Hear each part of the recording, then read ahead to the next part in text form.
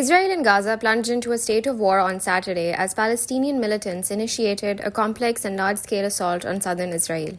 The early morning attack, categorized by its exceptional complexity and scale, saw militants infiltrating several Israeli towns and launching thousands of rockets towards cities as distant as Jerusalem. The Israeli military reported that Palestinian militants crossed into Israel via land, sea, and air in a multi-pronged approach that caught Israel off guard. By early afternoon, the country's main ambulance service had reported at least 40 Israeli casualties, signaling the severity of the attack. In response, Israel launched massive strikes on Gaza, exacerbating the violence.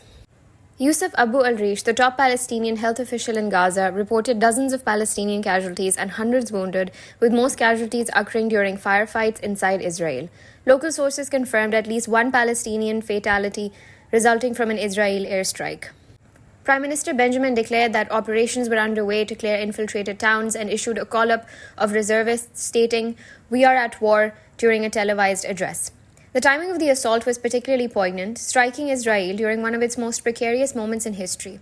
Months of deep-seated anxiety regarding the unity of Israel's society and readiness of its military had preceded the crisis, fueled by government attempts to diminish the judiciary's power. This devastating violence unfolded exactly 50 years after Yom Kippur War of 1973, which similarly caught Israel off guard and led to significant Israeli losses. Mohammad Daif, the leader of Hamas's military wing, justified the operation in a recorded message, stating it was meant to convey that the time of their rampaging without accountability has ended. Here are some of the latest developments.